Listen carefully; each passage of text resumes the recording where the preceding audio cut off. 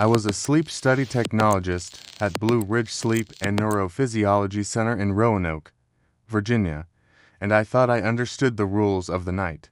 Last month I resigned, and if you're still listening at the end, you lines understand why a 6-word whisper I can stop hearing dawn to wake him made me turn in my badge after 9 quiet years. I'll tell you exactly when I heard it, because that time stamp lives in my head like a splinter. It was 2:03 a.m. in room 2, and the man on the bed insisted he never slept a minute. According to the machines, his body disagreed. If you've never been inside a sleep lab after midnight, it's not a horror set and it's not a hospital show. It feels like a library with lungs. The air moves in measured hushes. The amber hall lights sit low and kind. The carpet eats footsteps like a guilty dog. Every room is a controlled storm of wire and certainty. Scalp leads for brain activity, tiny pads by the eyes for eye movements, an elastic belt around the chest and another at the belly to see the ribs and diaphragm keep time. A soft cannula under the nose to turn air into lines on a screen, a glowing clip on a finger to watch the blood give up and gather oxygen. I learned to read those lines the way a drummer reads a chart. Awake has a look. Drowsy has a look. Stage into light, but honest sleep has a look. REM when the eyes flick in little storms while the body goes loose has a look. When you've scored thousands of nights like I had, you think you can stand in the doorway of the dark and tell it what you see. The night I am telling you about looked back and told me I didn't know a thing. He signed in on a Friday, February 9th, a little after 8. For privacy, I'll call him Mr. Gray. 41, healthy on paper. Neck not thick enough to scream sleep apnea, weight steady, blood pressure normal. The referral from his primary care physician was almost bored. Rule out apnea. Patient reports never sleeping. Partner hears occasional gasps. Consider paradoxical insomnia. Paradoxical insomnia is real and frustrating. People swear they didn't sleep. And then you show them hours of sleep they can't remember. It's like arguing with a mirror that knows your heartbeat. I've had patients become angry at their own data. I prepared for that kind of night. I did not prepare for a night where the truth split itself in two and kept both halves. He was polite in the way people are when they have all the words preloaded. He smiled with his mouth but not his eyes. When I offered him water, he said, "No, thank you. I won't be here long." People joke like that to keep their hands from fidgeting. I laughed and kept the laugh small. But I wrote his sentence on a sticky note anyway. Little prophecies deserve ink. If you enjoy tools and rituals, you'd like a hookup. There's comfort in precision. Measure the head. Mark the scalp. A braid just enough to make skin and silver agree. Paste electrodes near the temples for eye movements. Tuck 3 soft wires under the jaw for the low hum of the jaw muscles. To little stickers on the shins to catch those half-asleep kicks you swear you don't make. A band around the chest and another at the belly. Not tight, not loose. The cannula under the nose, like a breath shadow. The finger clip, red like a tiny lighthouse. A single lead ECG where hair won't fight the adhesive. A tiny position sensor taped to the sternum so the software knows back from side from stomach. Then ask the little favors. Blink hard. Look left right. Grind your teeth. Breathe through your nose. Hold your breath. Pretend to snore. Flex both ankles. Calibrations draw neat penmanship on my screen. His were textbook. My console looked like a manual. Lights out at 10:29. I lowered the room lights from my control desk and told him what I tell everyone. Try to sleep naturally. I'm watching your signals. Press the call button if you need anything. The infrared camera painted him in gentle ghost light flat on his back. Sheets to mid-chest. 2 pillows like parentheses under his head. The monitors breathed. His heart rate stepped down into the 60s. His breathing softened into that even rise and fall you get when the day finally lets go. The lines on the screen seemed content to become night. I marked lights out, watched 5 minutes, then 10. Awake looks like awake on scalp leads. Posterior alpha waves like a cat's purr. Spiky fast beta when you shift and think. Busy and organized in a way that says, "I'm here, He was a perfect sample. Then the first wobble put a hand on my shoulder. When a body drifts from wake toward honest sleep, the heart often learns to float. It slows gently when you breathe out, and it nudges higher when you breathe in. It's a pattern we call respiratory sinus arrhythmia. It's the nervous system exhaling. 11 minutes after lights out, Mr. Gray's heart took on that rhythm like a lifeguard sliding into a pool. His pulse oxygen climbed from 97 to a smug 99 and stayed there as if it found exactly the chair it wanted. The chest and belly belts fell into perfect ratio. His autonomic nervous system, the part that runs the background, was telling me, this man has entered light non-REM sleep. The scalp said no. The eyes said no. The chin said no. Alpha held like a grin that doesn't move.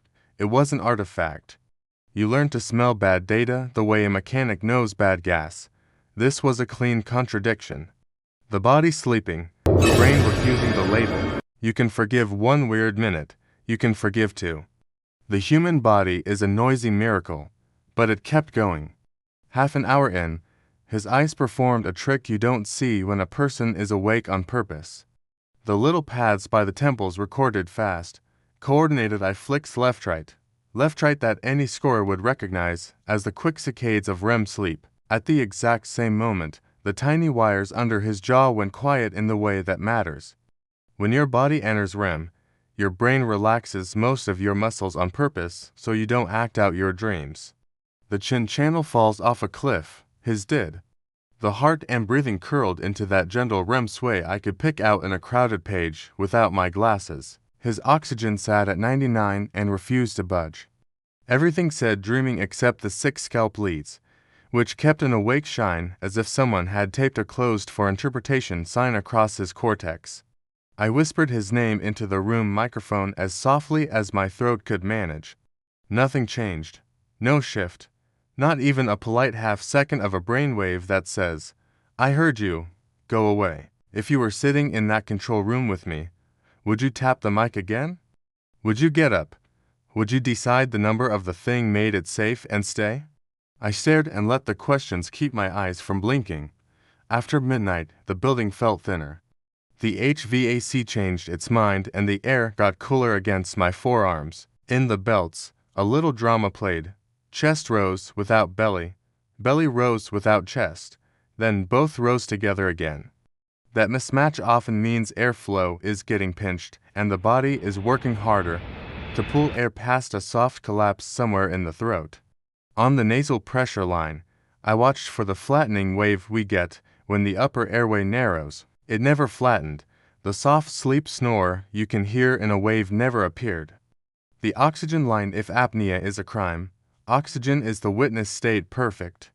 The signal said struggle, the breath said no, the blood said no. My knuckles sounded the desk the way you tap a watermelon to guess what's inside. I wanted to put a hand on his shoulder and say, choose. At one I checked the impedances on the scalp electrodes again. Perfect. The video image of his face in that cold grayscale looked like a calm statue. I walked down the short hall and cracked the door. The room was shadow and white.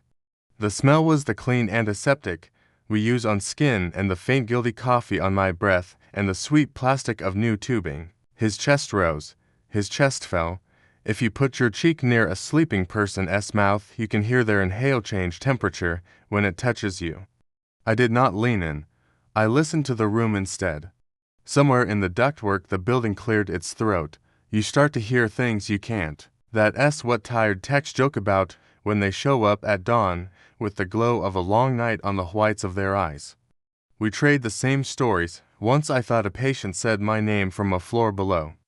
Once I heard someone humming in the sheetrock and we laugh and go home and fall into our own beds like bodies dropped. But the things I heard next were recorded by the microphone built into the ceiling of room 2 and played back through headphones that, however cheap, are not my imagination.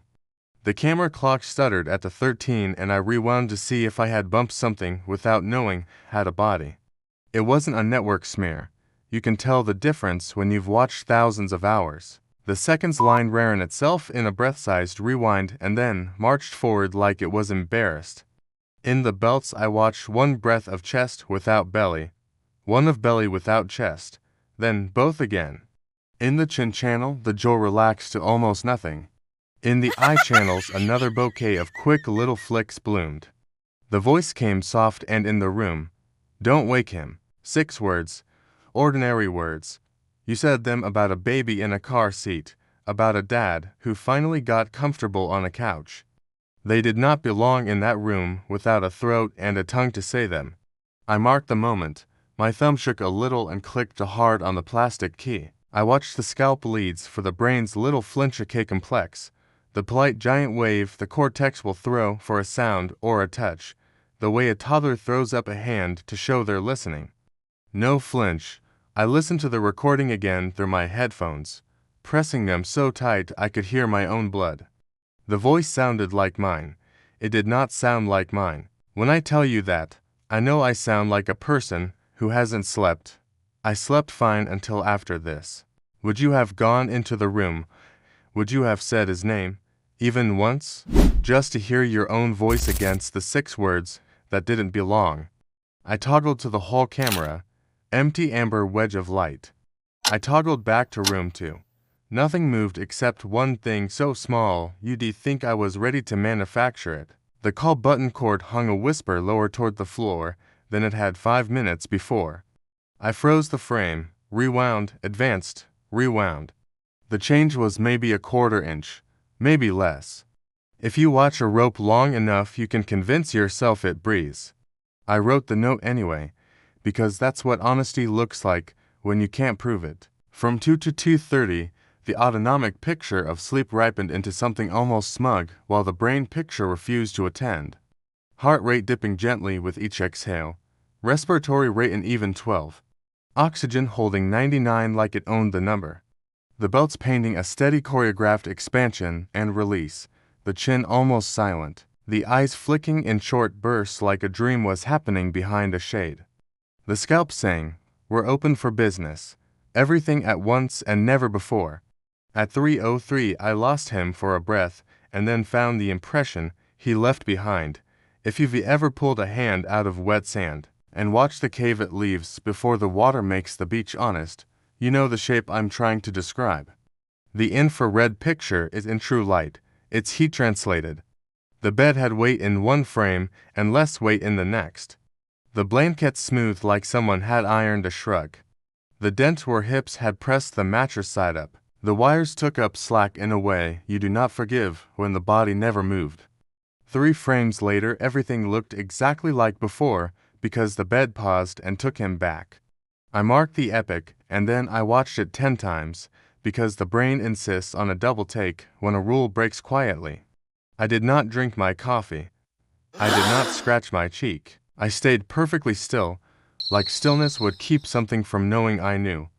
When the call button chimed at 4:12, the sound went through me like a polite jolt. It's a delicate little tone by design, a soft bell, not an alarm. I walked to room 2 and opened the door and felt the temperature change against my wrist. He was curled on his side, arms folded like a child hugging himself, eyes open and round in the dark. "Can't sleep," he whispered. The words settled on my shirt like dust. "You've done fine," I said, and heard a wobble in my voice I haven't heard since my first week when I was scared to breathe in the wrong room. "Try a little longer. Would you stay?" he asked. If I actually fell asleep, I nodded before I was stupid enough to remember he couldn't to see me nod in a mostly dark room. I told him I'd be right there at the desk. He closed his eyes. For minutes later, the mattress accepted more of him, the way a couch learns you. Lights on at 5:56. Morning makes liars and saints. The first fluorescent pop takes all the magic back out of a room and turns it into fixtures and surfaces again. I peeled tape and softened paste and apologized for the little tufts of hair that always look worse than they feel. He swung his legs over the side and rolled his shoulders and gave me a smile that looked the right kind of tired. "I never sleep in places like this," he said. "Thank you for not waking me." A nonsense sentence should sound silly. It did not. I said he could come back at 11 if his doctor wanted a daytime nap test, the one where we measure how quickly you fall asleep when you re-given 5 chances during the day. He thanked me again. He looked around the room like people look around at a party they're leaving early, as if they want to memorize who they didn't talk to. He left without asking for a copy of his results like every paradoxical insomnia patient asks, and that felt like a missing stair I'd expected to step on. Scoring a night is both math and confession. You're supposed to be a machine. You're supposed to recognize patterns, count seconds, lean on rules that have been tested into scripture. The software lets you be honest 30-second chunks called epochs, each labeled wake, in 1, in 2, in 3, or REM, and then the software turns your honesty into a hippogram that looks like a child's drawing of a mountain range. I scored his night strict. Every epoch came up wake. I scored it generous. Every epoch came up wake. I scored it like a person trying to fire himself if that's what it took to be true. The graph refused me. Total sleep time, 0 minutes. Sleep efficiency, 0%. Apnea index, not applicable when you never sleep. Periodic limb movements, 8 per hour, which made no sense in a man who was supposedly awake because you cannot move your legs in a train for 3 minutes while keeping your face a funeral and your chest a metronome. I printed the report and stared until the paper started to sweat. At 11, he came back wearing a clean shirt and a better smile. If he had been awake the whole night, he didn't show the sloppy edges even the proudest insomniac can hide by late morning. He thanked me for my time like he was leaving a hotel. I don't know how you did it, he said. How I did what? I asked, and the question came out too quickly. Let me dream without sleeping. He sat in the plastic chair across from my desk the way a man sits in a chair he lines remember. The little whistle when the air handler kicked. The click your keyboard makes when you think you're tapping softly. The way you said my name like it belonged to someone else. I had whispered his name into the room from the console microphone, not in the doorway, and the system insisted nothing in the room acknowledged it. He had heard it. I could have told him that. I didn't. What did you dream? I asked instead, as if dreaming without sleeping were a thing we discussed between coffee and lunch. That someone told you not to wake me, he said. It sounded like you. It also didn't. He stood and straightened his shirt, which didn't need it. You won't need me for the nap test. He turned for the door, and I asked a ruder question that had been waiting in my throat since 2 in the morning. Do you want to sleep? I asked him. Truly, not just to prove or disprove something. Do you want it? He didn't turn his head. He turned his whole body like he had learned to move in big, clear permissions. I like it when other people sleep, he said. The rules are bolder. He left with that, and my office got instantly too small for the air it was holding. If this is where you would have called a supervisor, I understand. If it's where you would have laughed at yourself, packed up the file, and called it a night you'd retell with a smirk, I understand that too. I didn't call anyone. I opened 3 old studies on my server, the argument-proof paradoxical insomnia nights where the brain made sleep and the mouth couldn't accept it, and I put their hippograms next to Mr. Gray's, apples, orchard, sun, and a postcard of a bowl with nothing in it. I pulled up to REM nights with jaw atonia and icicades just like his and lined up the scalp leads to show myself what real REM looks like so I could soothe the sick thing moving around behind my ribs. I listened to the audio again on good headphones I keep in my drawer for nights when I need to hear the difference between a soft snore and a cannula rubbing a blanket. Don't wake him. The room was quiet enough I could hear the fluorescent light over my head warming into daylight duty. By 9:17 Monday morning I was ready to be sane and boring again. I called his PCP and explained that I needed to confirm demographic information because our system wasn't matching his record. The nurse on the other end typed with fast fingers and apologized with a voice practiced in the kind of comfort that doesn't patronize. I'm sorry, she said. We don't have a patient by that name. I read the birth date from our intake sheet. She tried again. No record, she said. Are you sure you've got the right practice? I thanked her and called registration in our building. Room to on Friday, I said. 9 p.m. slot, Mr. Gray. The registrar paused long enough for my blood to decide to sit down. Room 2 was blocked for a no-show, she said. You had a CPAP titration in Room 1 and a pediatric split night in Room 3. Nothing in 2. I read her the temporary ID I'd used when I saved the file before finalizing. She read me the list of IDs used that night. Mine wasn't there. When I opened the file on my scoring computer to finalize it to a permanent record, the software asked me for the patient identity, and I couldn't give it one because the system insisted it didn't exist. When I closed without saving, it warned me I would lose changes. I pressed yes. Honesty sometimes feels like smashing a vessel you love. If you're yelling at your screen right now, call IT. I did. Our IT guy, Darren, came up with his key ring and his black humor and asked if he could touch my machine. He pulled logs and shook his head and laughed once with the sound of someone who expected his lunch to be interrupted by a printer and got a ghost instead. Camera shows normal continuity, he said. No network drops. No NTP drift worth your time. Room audio recorded at the timestamp you marked. There's a voice there, for what it's worth. He didn't replay it. We both avoided that without saying why. He dug into the badge reader logs for our corridor because we share with a neuroclinic, and the doors remember everyone who thinks they remembered by no one. No badges in or out of our suite between midnight and 6. He checked the hallway cameras that fail when a wire in the wall thinks about retiring. They were clean. He checked the scheduling system again. Room 2. No show. He looked at my face and then at the glass that separates the control room from the rooms where the people sleep. He didn't pat my shoulder. I loved him for that. I printed the daily log the night techs fill when we hand a shift to the day, and I ran my finger down the line where I would have written Mr. Gray's temporary ID and the start time and the end and any drama worth a phone call. My handwriting made other entries, one in Room 1 and one in Room 3. Neat because I was a neat kid in school and never grew out of letting my letters show off. Nothing for Room 2. I walked to Room 2 and put my palm flat on the bedspread the way you check a child's forehead. It was the same industrial softness as every bed in the building. The call button cord hung exactly as long as it is supposed to hang. The camera looked at me looking. The microphone waited for someone to say the wrong thing. I told my supervisor I was taking an early lunch and went outside to let my eyes remember color.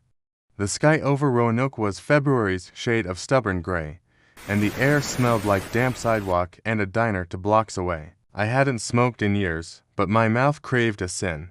I walked in a wide square around our building and tried to be brave enough to laugh. A man in a delivery truck yelled, "Hey brother," and I almost said, "Don't wake him," because the phrase had mated with my approach to the day. You asked for an optimization for an American audience, the kind of people who like realism more than ghosts, and will tolerate a mystery if you pull them with true details instead of tricks. True detail.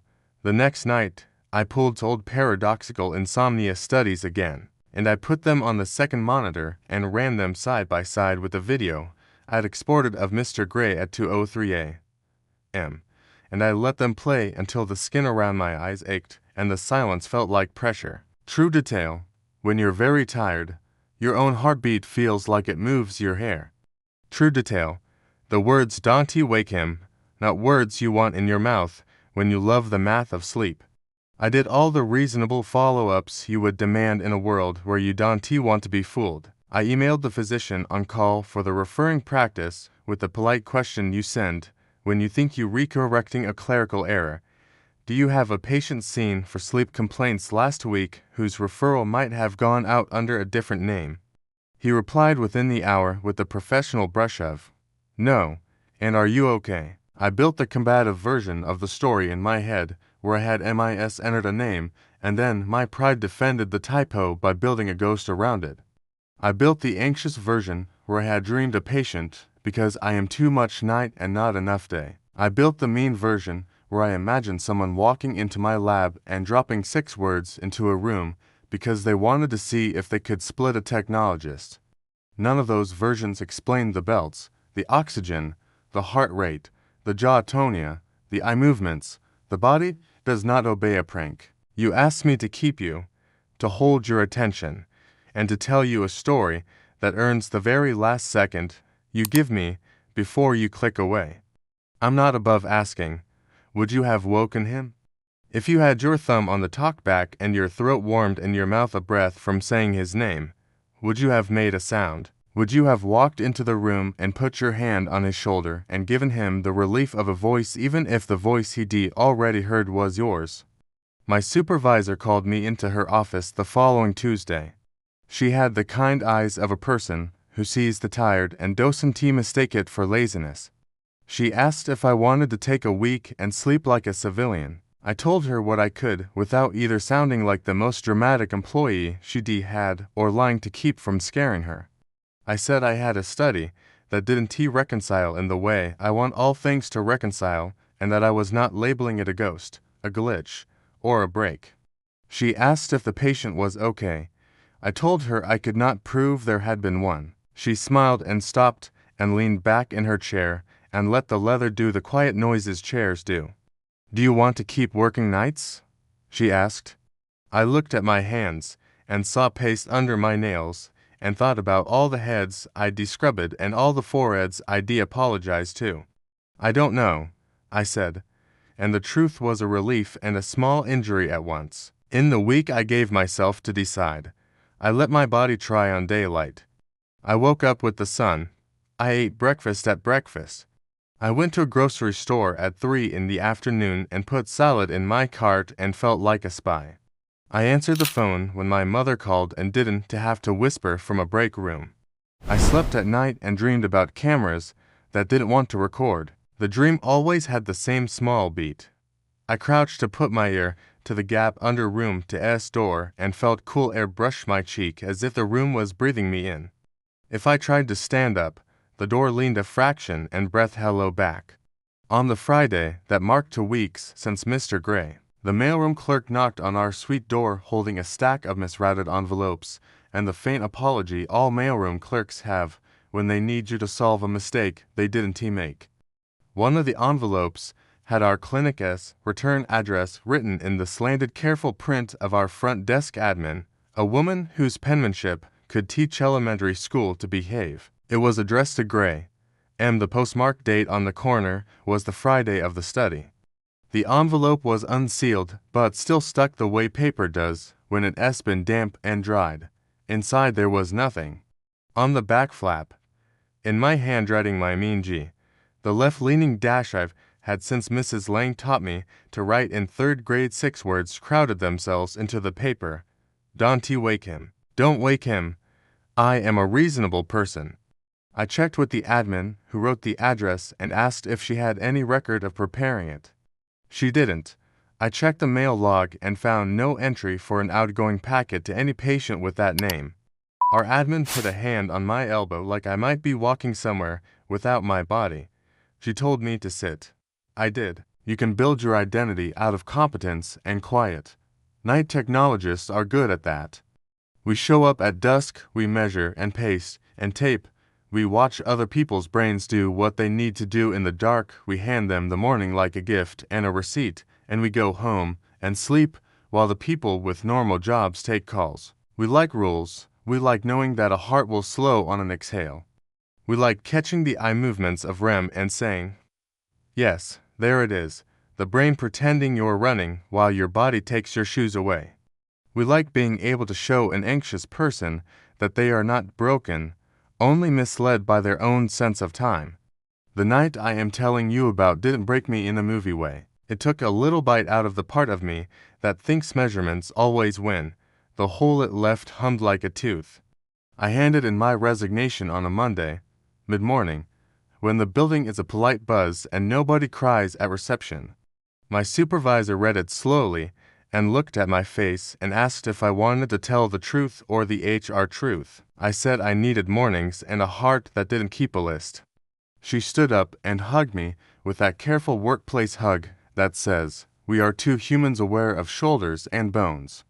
When I walked out, the building exhaled the way a person does when they've been holding a breath while a doctor looks at a screen. I sat in my car without turning the key and listened to the ductwork settle. Because even in the parking lot, you can hear the building sigh if your windows are down and you know what to listen for.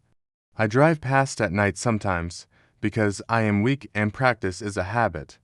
The windows reflect the street, and the amber in the hall lights looks like it comes from inside my head. I imagine the people lying in those rooms on their backs, faces quiet, bodies doing old and simple work. I imagine a man who never sleeps dreaming with his body, while his brain refuses to admit it, like a skeptic watching a magic trick with his arms crossed while his heart applauds. I imagine a recorder catching 6 words, because a human throat mine or not mine couldn't help helping. I imagine the rules stretching just a little without breaking. I imagine someone like you sitting where I sat, thumb on the talkback, jaw clenched against the whisper in his own headphones, asking in the smallest part of himself, would you wake him?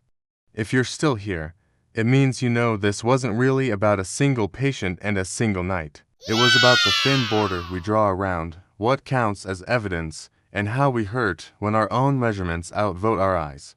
It was about the comfort of numbers and the danger of the little miracles that refuse to sign where they retold. I could sell you a tidy ending if that would help your commute. I could tell you I found a corrupt server entry or a bad ground on a headbox or a coworker who thought a prank would make a better story than a schedule. None of that happened. What happened is simpler and uglier. I found a seam in the world where sleep happened around a man like weather, and my job measuring weather was suddenly a lie that hummed with math. I still hear it. In a grocery store, with the air curtain hissing over the frozen food. In a muted living room when a TV ad drops to a whisper to get your attention.